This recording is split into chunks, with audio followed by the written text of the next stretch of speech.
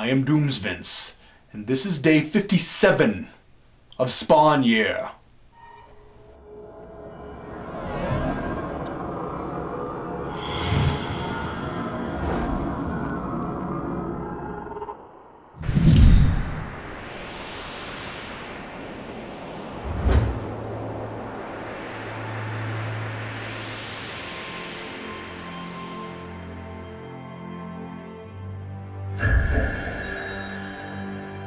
I sometimes wonder if Spawn knows his eyes glow green. He can't get a good look at himself in a mirror very often.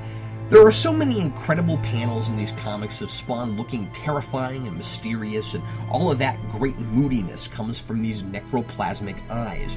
If he has ever seen himself in a mirror, I wonder if it freaked him out, or if they're bright enough he uses them as flashlights when he's in dark places. Come to think of it, I haven't seen myself in a mirror since I got here. And I don't think there's anything in this graveyard with a reflective surface. What if I forgot what I look like by the time I get out of here? Hey, what if my eyes are glowing green? Maybe I'll ask Doomsvince that next time he pops his head in. As I predicted last issue, the Chief Bank subplot is completely wrapped up this issue. And also, just like I suspected, it's not especially satisfying. Besides providing something to occupy Sam and Twitch's time and provide a general atmosphere of conspiracy and political intrigue, spending so much time on this story before finally getting to the point seems, well, pointless. The whole city is outrageously corrupt, from the police department to the CIA to City Hall, and that's been clear from very early on. This is one incredibly drawn-out example that doesn't accomplish much when it's all said and done.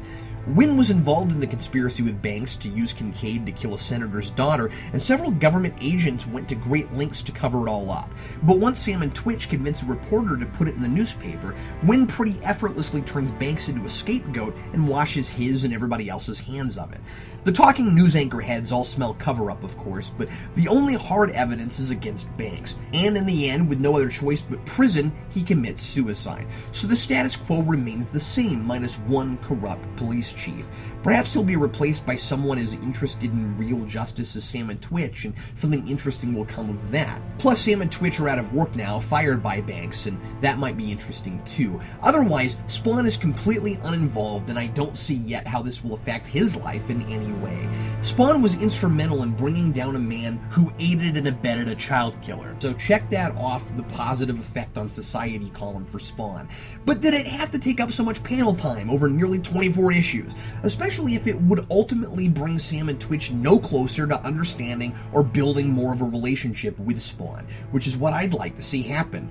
And it's funny that there's been no talk of Spawn being blamed for what happened in Blood Feud since the bogus exchange in the hospital back in 33, but I'm not complaining. I suppose I can live with a retcon if it means Sam and Twitch aren't out for revenge against Spawn for something they know he didn't do. So what is Spawn up to this issue?